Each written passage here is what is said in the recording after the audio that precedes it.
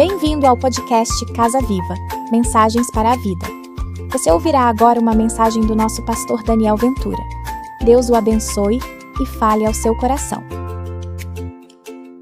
Há momentos em que a vida parece desacelerar. Momentos em que na jornada do nosso cotidiano somos meio que obrigados a parar. Seja, por exemplo, no momento em que retornamos para casa depois de um dia de lida, de dedicação, de intenso trabalho, a sós, ali dentro do carro, interrompido pelo tráfego, parados. Talvez depois que chegamos à nossa casa e nos colocamos no final da noite sobre a cama, deitados, interrompidos pela correria, ali prontos para recuperarmos as nossas forças, a nossa energia. E nesses momentos do nosso dia a dia, de repente, somos surpreendidos com uma pergunta. E talvez seja uma das mais importantes perguntas que façamos na nossa vida. E a pergunta é para isso mesmo que eu estou vivendo? A minha vida, ela está de fato valendo a pena? E se nós formos honestos, todos nós, em algum momento, paramos, fizemos essa pergunta. Não necessariamente com essas palavras, não necessariamente em alta voz, mas nós colocamos diante de nós mesmos uma indagação que nos fez refletir, algo que nos toma por inteiro, a despeito da nossa educação, a despeito da nossa gênese familiar, porque, no fundo, você e eu não queremos apenas existir. No fundo, você e eu não queremos simplesmente ocupar um espaço na existência, empreendendo tempo, empreendendo recurso, dedicando os melhores anos da nossa curta existência para cumprir a agenda, para pagar conta, para ficar apagando incêndio aqui, incêndio ali, com aquela sensação de que estamos apenas sobrevivendo, entrando naquele ciclo vicioso de acordar, trabalhar, voltar, dormir, acordar, trabalhar, voltar, dormir, e aí a gente vai. E passam-se 2, 5, 10, 20, 30, 40 anos. E a vida se foi. E querendo ou não, nós vamos fazer esta pergunta. Por que nós vamos fazer essa pergunta? Porque nós queremos algo que faça sentido para nós. Algo que faça de fato valer a pena viver a vida. Porque o que nós desejamos, lá no final do dia, é colocarmos diante de Deus uma vida tomada por alegria, tomada por satisfação, tomada por sentido, tomada por aquele senso de valeu a pena. Será que você hoje pode chegar, olhar para si mesmo e afirmar que você tem vivido uma vida que de fato vale a pena? De que os seus esforços empreendidos naquilo que você chama de rotina, de cotidiano, estão verdadeiramente sendo empreendidos em algo que traz sentido e significado para a sua existência? Embora falamos inclusive um pouco sobre isso nesta manhã, se você não teve a oportunidade de estar aqui, depois você pode procurar o nosso canal à frente na sua poltrona há uma tag que te leva até lá e acompanhar as mensagens que são ministradas aqui. Falamos um pouco hoje pela manhã que, andando pela vida, vez por outra, nós somos meio que obrigados a escolher e colher coisas que não necessariamente nós plantamos. A vida, vez por outra, nos presenteia de forma surpreendente, com coisas boas, mas também com coisas ruins, com dias que são marcados por alegria, mas também por dias que são marcados pela tristeza, pela dor. E nós aprendemos nesta manhã que essa jornada marcada pelas contingências é uma jornada que nós denominamos como inevitável. Porque enquanto estamos nesta existência, estamos sujeitos às contingências desta existência.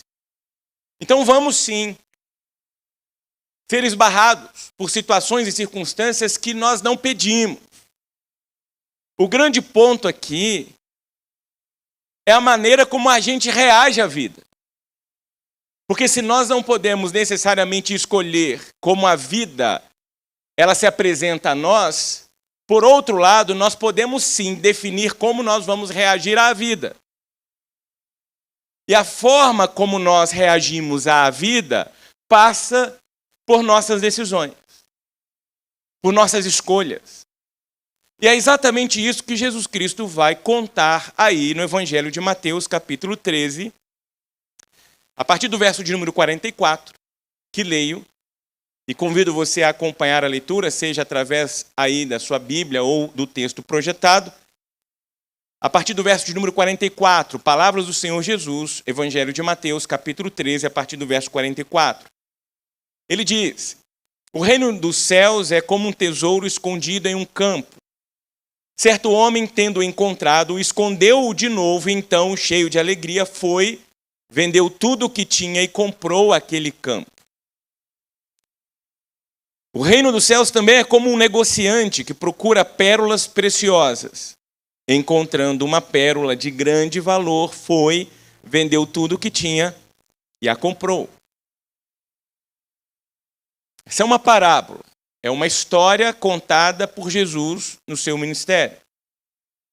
E o que nós acabamos de ler, em poucas palavras, contém uma mensagem profunda, não apenas para os ouvintes diretos da parábola, mas para nós hoje. E o que nós acabamos de ler entre os versos 44 e 46 do capítulo 13 do Evangelho de Mateus, traz como personagens, primeiro, um homem que encontra um tesouro sem procurá-lo. Depois, fala de um negociante que encontra uma pérola depois de muito procurá-la. Perceba, é como se ele tropeçasse na graça.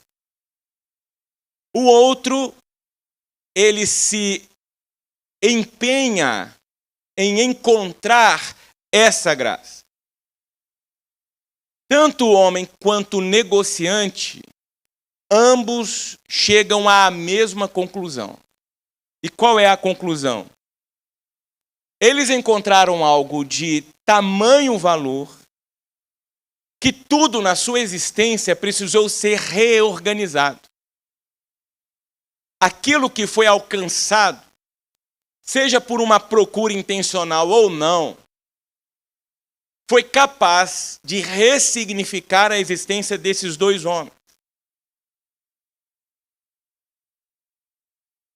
Alguns, quando leem esse texto, fazem uma pergunta: se foi honesto a atitude deste homem, que encontra um tesouro, enterra novamente esse tesouro e se organiza para comprar de novo o terreno, sem necessariamente falar para o proprietário do terreno qual é a intenção da sua compra.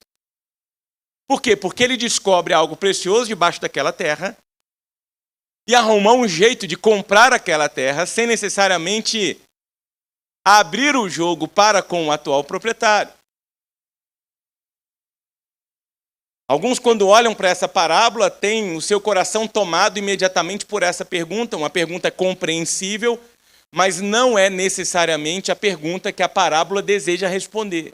Não é essa a prioridade da parábola. O que acontece aqui é que Jesus está usando um contexto que é familiarizado aos ouvintes da sua parábola, que naquela ocasião havia uma atitude familiar muito comum. É uma região marcada por guerras, por batalhas. Então as famílias tinham por costume pegar o que havia de mais precioso e valoroso em suas propriedades, em seu patrimônio, em seus bens, e enterrar. Porque era uma forma de proteger isso. O problema é que, por vezes, essas batalhas, elas deixavam rastros de destruição por onde passavam. E algumas dessas famílias eram completamente destruídas. E uma vez destruídas por completo, não havia quem pudesse voltar à terra e resgatar o que havia sido enterrado. Então ficava por lá.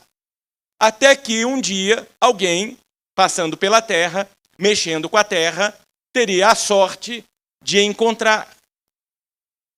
É exatamente esse o contexto que faz com que Jesus Cristo conte essa parábola.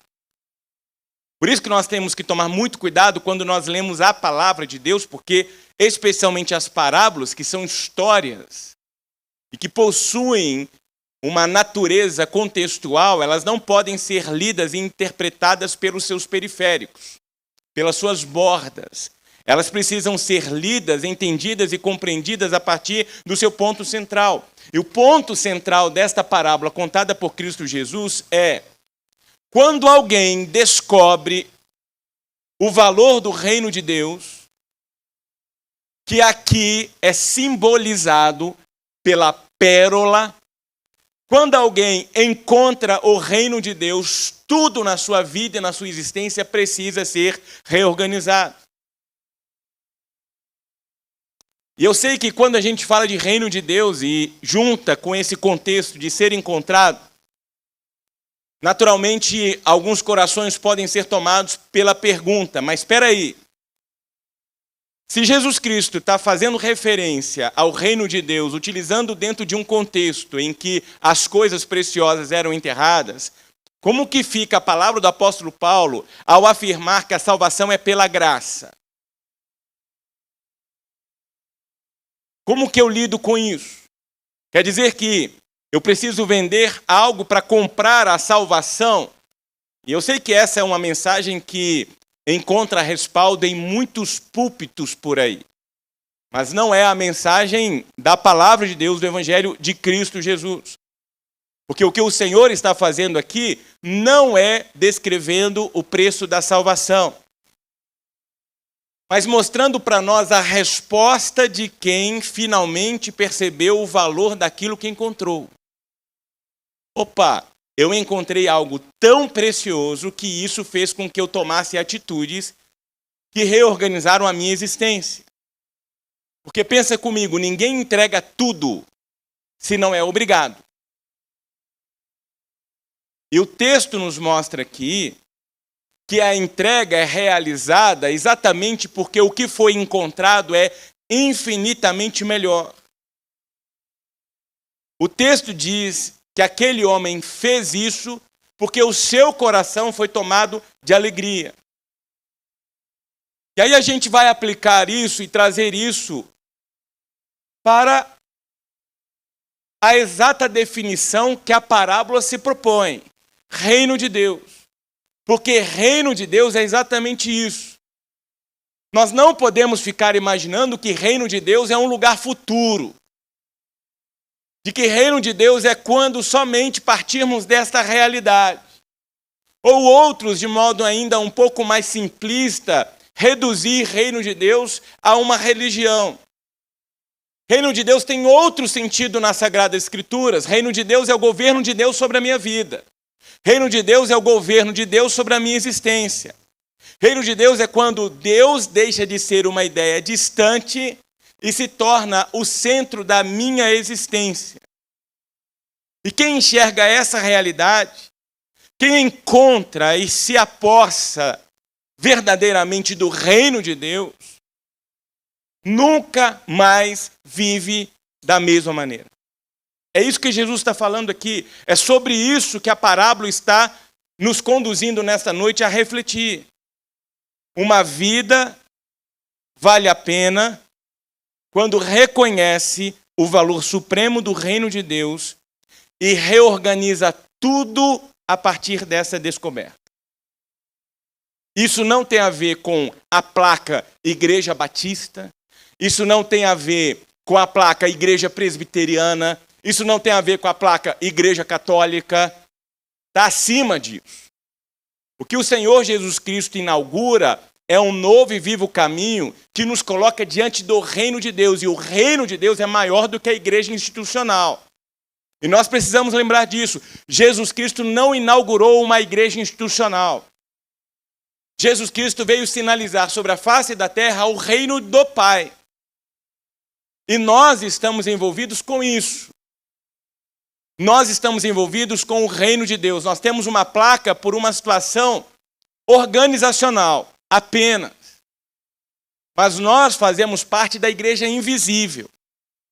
Nós fazemos parte daquele povo que é tomado pelo Espírito Santo de Deus e uma vez justificados, regenerados, nos transformamos em irmãos em Cristo, filhos do mesmo Pai, cuja vida é esbarrada por esse Espírito Santo de Deus, ressignifica toda a nossa existência.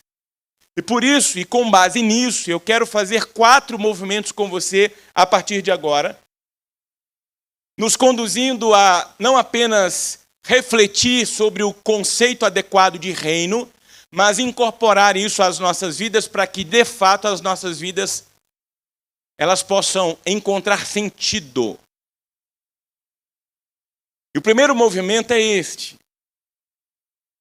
É que o reino reorganiza o centro da vida. A pérola apresentada por Cristo Jesus na parábola, cujo significado nós já sabemos, é o reino de Deus, não muda apenas uma área da vida. Reorganiza a vida inteira. Então presta atenção nisso. Porque isso não tem a ver com a roupa de ver Deus. Isso não tem a ver com ocupar auditórios de templos pela face da terra. Isso tem a ver genuinamente em ser esbarrado e ser transformado pelo Espírito Santo de Deus. Porque há decisões que nós tomamos na vida que afetam uma parte da nossa existência. Uma pequena parte da nossa existência. Se amanhã você vai comer num restaurante self-service ou à la carte. Se você vai trocar de carro esse ano ou não. Se você vai viajar de férias com a sua família para o norte ou para o sul. São decisões pueris diante da existência. Agora, quando nós decidimos encontrar com Deus, a coisa toma uma outra proporção. Porque uma vez encontrados por Deus, esbarrados por Deus, tudo em nós precisa mudar. E eu quero aplicar isso. Eu quero que você aí faça um exercício mental e pense na sua semana. E eu quero voltar a pensar sobre as pequenas decisões do dia a dia. Sabe por quê? Porque as pequenas decisões do dia a dia revelam exatamente onde o nosso coração está. Tem gente esperando um anjo descer no quarto com uma bola de fogo, escrever na parede. Não vai acontecer. Porque a manifestação de Deus, ela se dá no ordinário.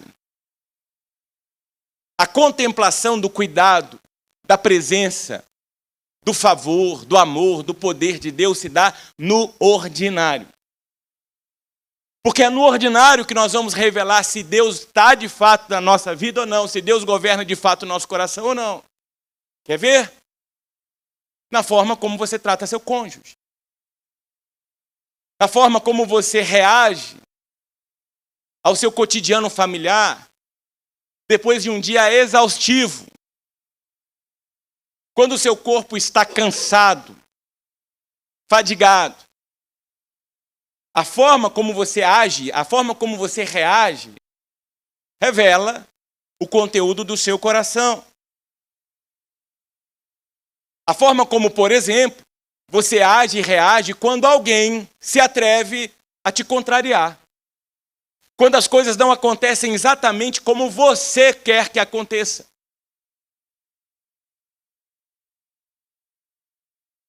Ou a forma como você lida com alguém que não tem absolutamente nada para te dar em troca.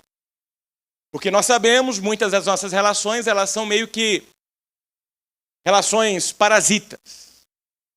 A gente vai percebendo que algumas pessoas se aproximam de nós simplesmente porque querem tirar de nós algum benefício para elas. Então, quando nós estamos do outro lado e temos que lidar com pessoas que não têm absolutamente nada para oferecer a nós, são nessas situações do dia a dia, da rotina, da pequenez rotina no cotidiano, é que nós vamos revelando onde está o nosso coração. Essas atitudes vão mostrando se Deus realmente está no centro das nossas vidas. Ou se Deus faz parte apenas de 1h30, de 2 horinhas da nossa semana, no domingo, sentado no auditório, assistindo o culto. Por quê? Porque quando Deus ocupa o centro, a pergunta deixa de ser o que eu quero, o que eu desejo, alguns mais ousados, o que eu reivindico nos céus, e passa a ser o que de fato honra a Deus e o que, através da minha vida, tem trazido alegria ao coração de Deus. Isso tem que ser o propósito. Essa é uma das coisas que eu falo com meu filho desde que ele se entende por gente. Nós precisamos ter 2 atitudes na vida: andar pela vida conscientes de que nós estamos diante dos olhos de Deus e tudo aquilo que a gente decide fazer, que a gente faça com o propósito de agradar o coração de Deus. Porque essa tem que ser a atitude daqueles que foram esbarrados pelo reino de Deus. Essa é a marca de quem encontrou a pérola. Essa é a marca daqueles que foram tocados pelo Espírito, pelo poder transformador de Deus sobre as suas vidas, sobre as suas existências. Segundo movimento, o reino nos ensina a escolher o que permanece. Quem encontra a pérola aprende rapidamente a distinguir o eterno do passageiro. Quem foi alcançado e esbarrado pelo reino de Deus consegue perceber rapidamente a diferença. Porque o que o Senhor Jesus Cristo, inclusive, está tratando aqui é sobre um tesouro que a traça não destrói. Está falando sobre um tesouro que homem algum, tomado pelas más intenções, consegue tocar e levar. Por isso eu pergunto, as suas decisões, elas estão apenas voltadas para o aqui e agora? Ou você tem tomado decisões na sua vida com o seu olhar direcionado para o além do aqui e agora? Será que aquilo que tem de fato norteado seus passos, os seus esforços, os seus comprometimentos, tem a ver só com conquistar aqui, ser reconhecido aqui, ganhar views aqui, ganhar likes aqui? Ou será que nós já entendemos que nós não somos pertencentes a esta realidade? Que nós somos obra-prima da criação de Deus e estamos vivendo temporariamente uma realidade marcada pelo pecado. Mas que a nossa casa não é aqui. Nós somos peregrinos no aqui e agora. A nossa casa está para além desta realidade.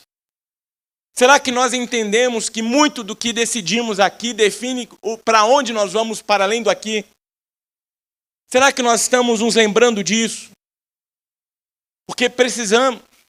E daí a importância de estarmos reunidos como igreja, diante da palavra de Deus e sermos lembrados que nós não levaremos aquilo que nós acumulamos aqui. Não mesmo. Tudo que você tem conquistado com todo o esforço vai ficar aqui. Vai ser consumido por quem ficar aqui depois de você. E não vá achando que você vai ser a exceção à regra, porque não vai. Não vai.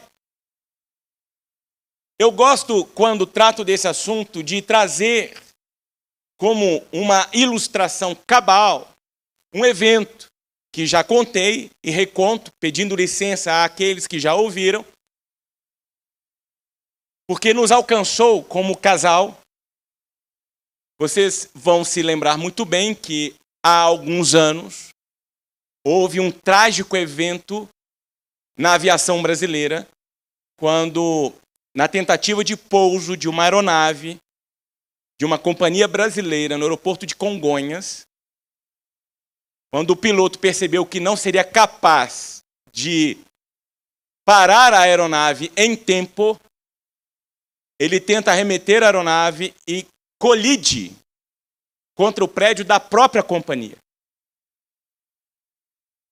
Naquela ocasião, Natália, minha esposa, trabalhava naquela companhia. Ela era responsável pela área de RH da companhia. E foi convocada para assumir a turma de crise, que ficava exatamente dentro do IML em São Paulo, recebendo os corpos que eram coletados dos escombros queimados, destruídos, em São Paulo. E dentre tantas histórias, daquele período de semanas em que Natália passou ali, a que eu destaco é a necessidade dela prontamente chamar a Polícia Especial de São Paulo para separar e conter um tumulto iniciado dentro das dependências do IML, marcado por um mau cheiro, marcado por um clima, com tantos corpos chegando que não eram capazes sequer de serem acolhidos nas próprias dependências do IML. Caminhões frigoríficos paravam ao lado do prédio do IML para conter os corpos que chegavam. E entre aqueles corpos estava o corpo de um patriarca lá de Porto Alegre, cuja família tinha chegado a São Paulo. Família esta que antes mesmo de enterrar o seu ente querido, falecido, de forma trágica, entraram num conflito físico de socos e pontapés, irmãos contra irmãos, cunhados contra cunhados, discutindo quem ia ficar com o quê.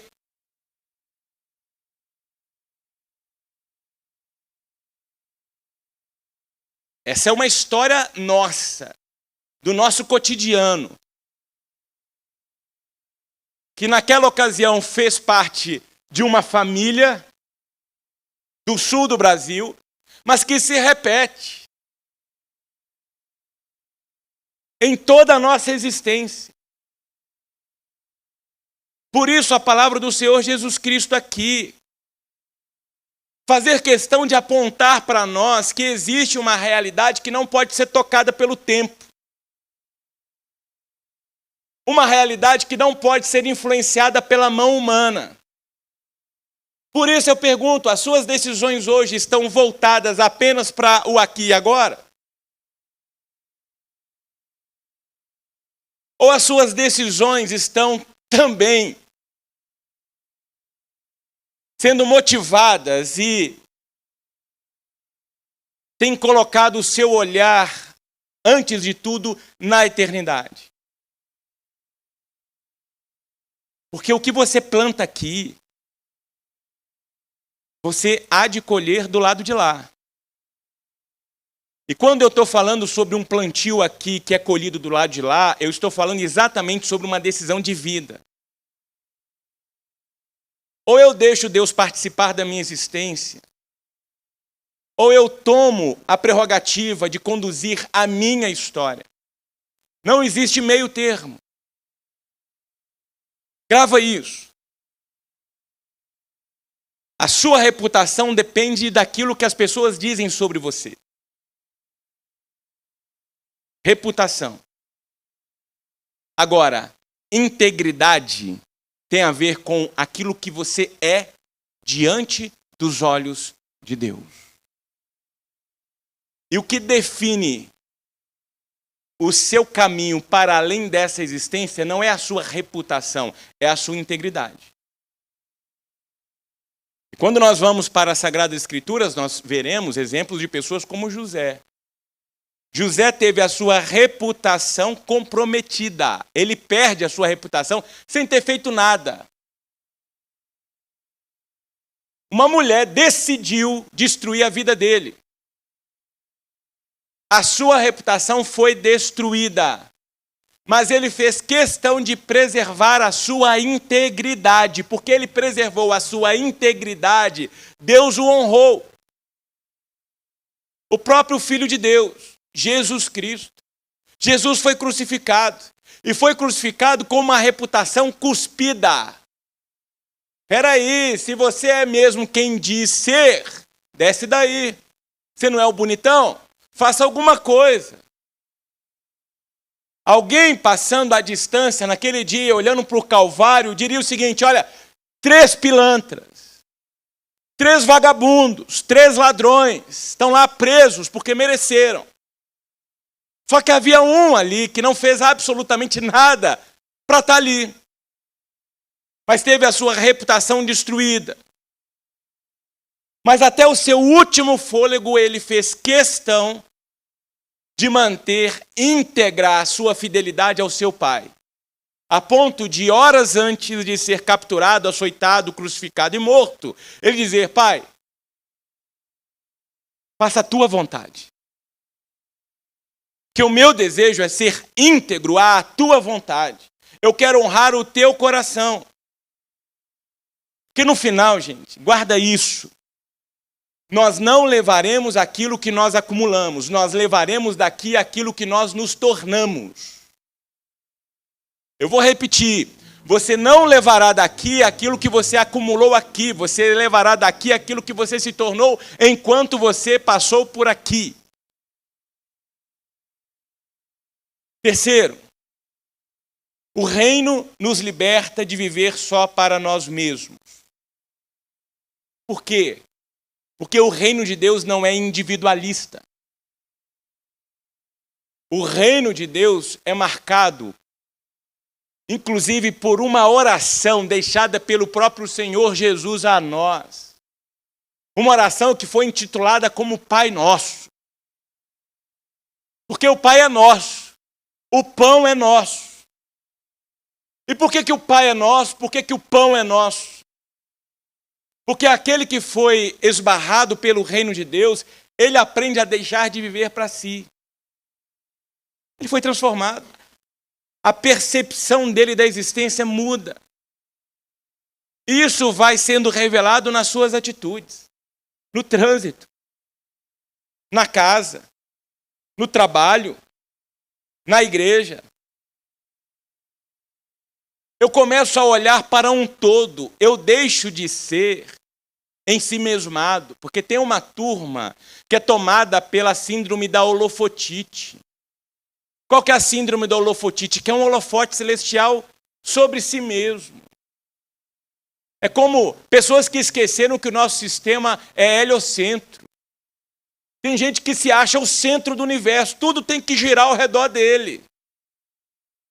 Não é essa a percepção e o estilo de vida de quem foi esbarrado pelo reino de Deus. Quando eu sou esbarrado pelo reino e quando eu encontro essa pérola preciosa, as minhas decisões, elas deixam de estar pautadas somente em mim e começam agora a trazer para dentro também os outros. E essa é uma pergunta que a gente precisa fazer. Será que as minhas decisões abençoam apenas a mim? Ou será que as decisões que eu tenho tomado no meu dia a dia, de alguma forma, também têm impactado vidas e realidades ao meu redor? Porque é isso que traz sentido à nossa existência. Tem gente que vai partir da existência. E sabe o que muita gente ao redor vai dizer? Ufa, foi tarde demais. Enquanto outros, e aí eu me recordo do exemplo bíblico de uma mulher, uma simples mulher chamada Dorcas. Sabe o que Dorcas fazia? Dorcas era uma costureira. Uma simples costureira. A vida toma Dorcas. Dorcas morre. E aí acontece um fenômeno pós-morte. E qual que é o fenômeno pós-morte? As pessoas, quando tomaram ciência de que Dorcas havia partido, ao saber de Jesus, dos discípulos de Jesus, foram ao encontro e falaram o seguinte: ó, ressuscita essa mulher. Pelo amor de Deus, ressuscita essa mulher. As más línguas vão dizer que pediram ressurreição para poder terminar os vestidos que não tinham terminado. Mas não tem nada a ver com isso. Ressuscita essa mulher, sabe por quê? Porque a vida, a existência dessa mulher impacta a nossa existência. Uma mulher que decidiu costurar e transformar o seu gesto profissional de costura como um ministério, como uma forma de glorificar o nome de Deus, como um caminho de abençoar vidas e transformar histórias. Quantas vidas têm sido abençoadas e quantos ambientes têm sido transformados porque você simplesmente passou. Eu e Natália tivemos a oportunidade de conhecer um homem de Deus. Mas é homem de Deus assim, em todos os sentidos. Pastor João Cavalcante, da Igreja Cristã Evangélica do Brasil. Imagina uma pessoa tomada por Deus. Se ele chegar aqui e sentar calado, você vai sentir Deus. É nesse nível. Mas o que mais me surpreendeu uma vez foi João Cavalcante me enviar uma mensagem de WhatsApp e eu sentir Deus numa mensagem de WhatsApp. Aí eu falei, parei de brincar. Olha o nível. Eu estou tão repleto de Deus que tudo que eu toco, tudo que eu transmito vai com a marca de Deus. Vai com a marca de Deus. Porque quem encontrou o reino de Deus já deixou de viver para si há muito tempo. Já se descobriu como a extensão das mãos de Deus sobre essa existência. Inclusive, vale lembrar, essa é a missão da nossa igreja. Ser a extensão do amor de Deus em tudo aquilo que a gente faz. Por isso, estamos sendo conduzidos por Deus para um novo espaço. E o que Deus tem revelado para nós é que nós temos que ser uma igreja para a cidade, para a realidade que nos cerca. E Deus tem nos dado graça, Deus tem nos dado abundantemente a manifestação da sua graça. Deus está fazendo algo extraordinário. E que eu não faço nem ideia de onde isso vai dar. Mas eu tenho sentido a alegria e o privilégio de poder, neste tempo, participar disso. Para que não sejamos conhecidos e reconhecidos simplesmente como mais uma igreja que foi aberta em Itaipava, em Petrópolis, no Rio de Janeiro, na estatística evangélica do Brasil. Mas para que de verdade nós possamos dizer que através da instrumentalidade de Deus, por meio das nossas vidas, as vidas daqueles que vivem em Itaipava, que se esbarram conosco, as realidades nas quais estamos inseridos como Igreja de Jesus, estão sendo transformadas porque nós estamos ali.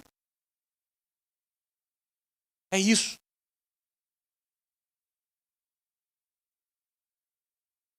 Em último lugar, o reino exige entrega total, mas devolve a vida com propósito. Jesus diz que aqueles homens venderam tudo.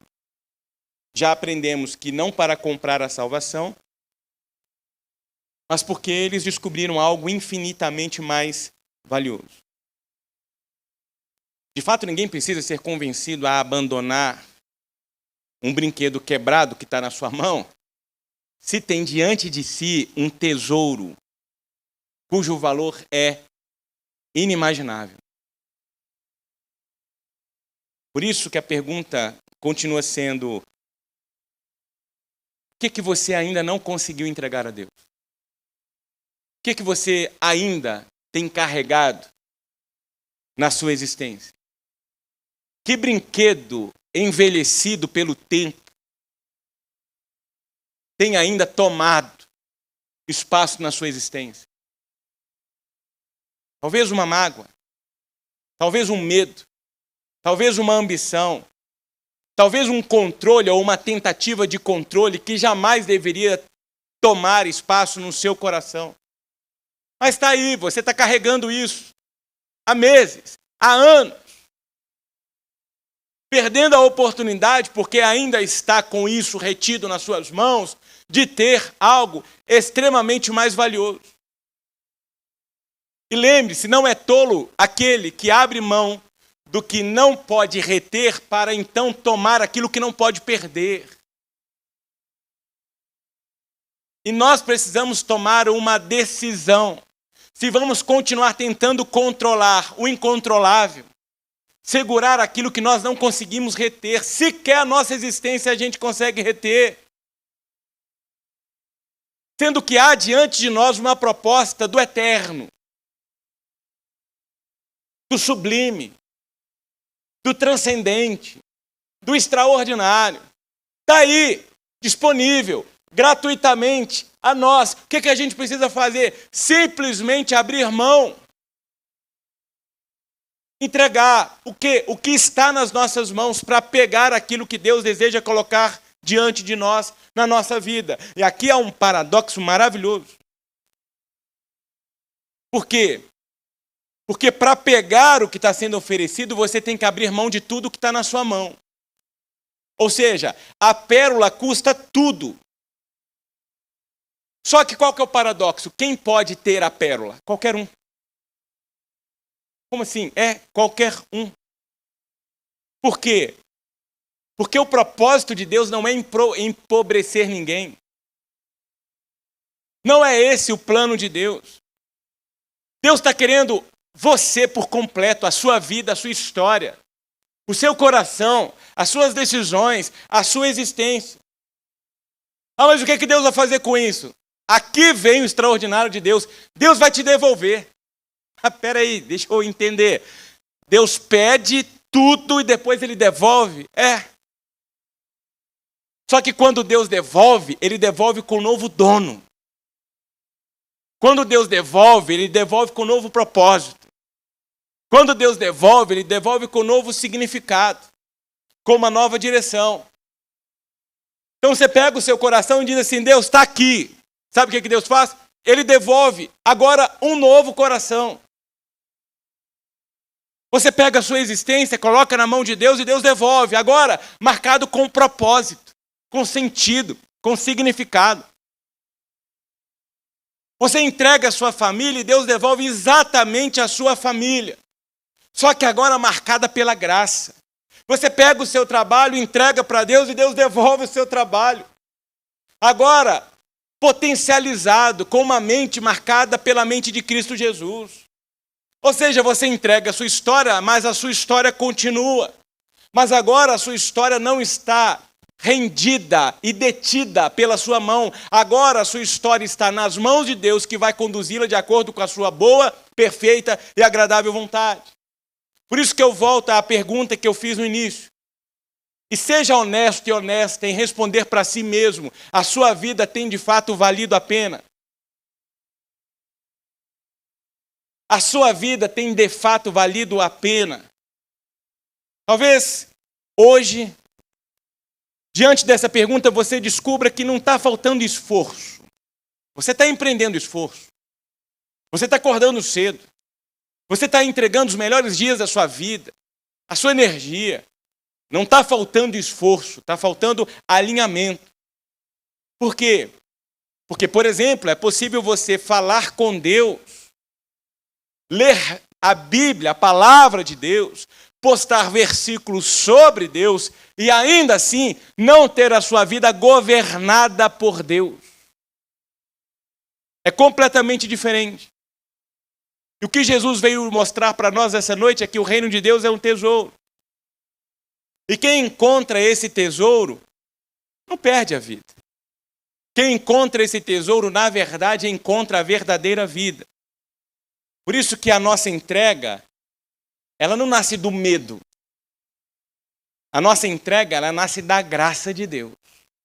Da disposição de Deus de fazer acontecer na nossa vida e na nossa história o lindo dos céus, o maravilhoso dos céus, o extraordinário dos céus. E o meu convite para você nessa noite é que você tenha a coragem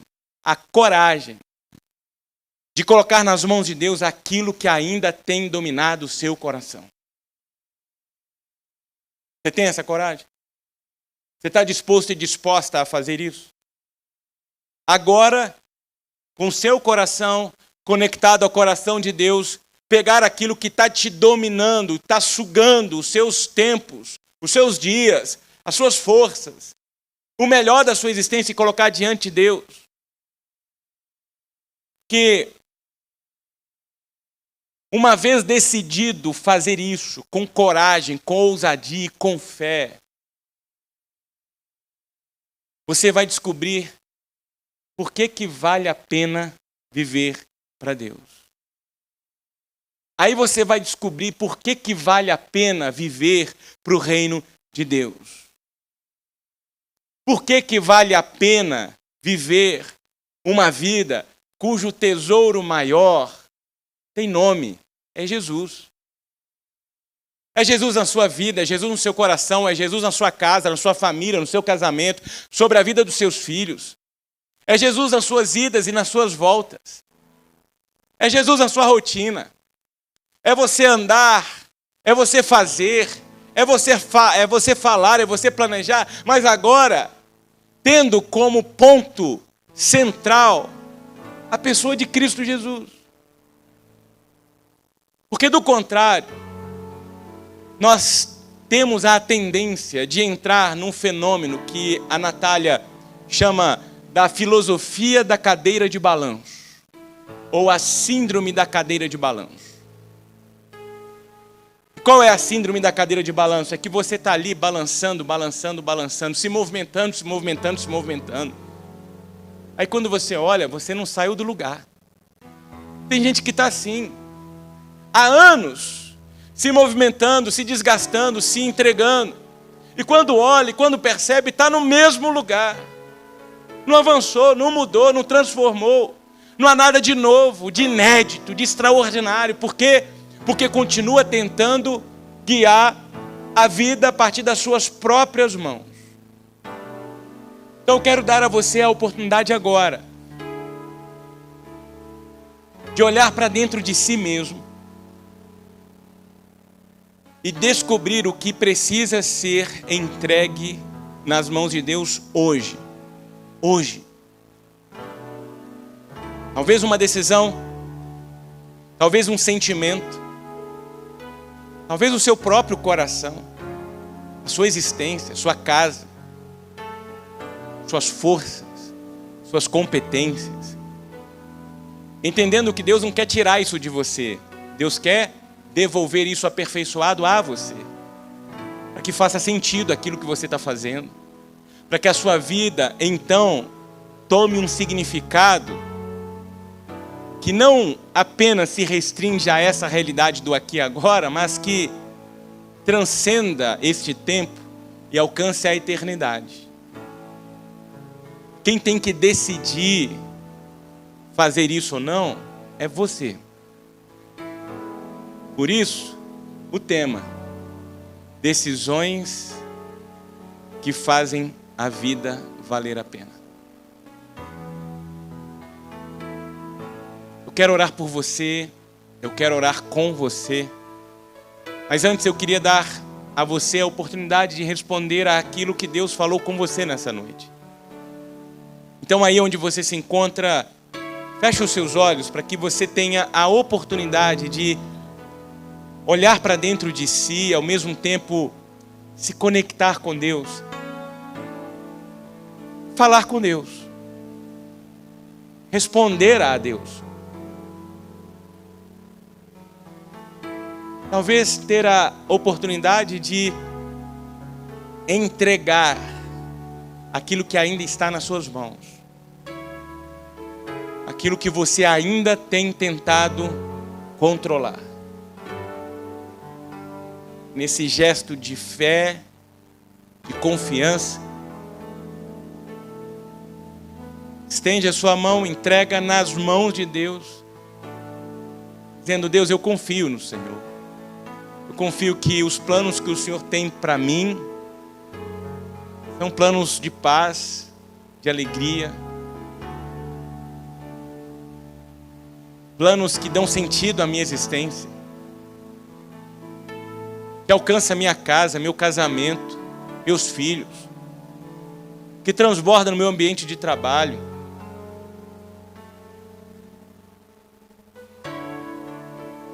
É você.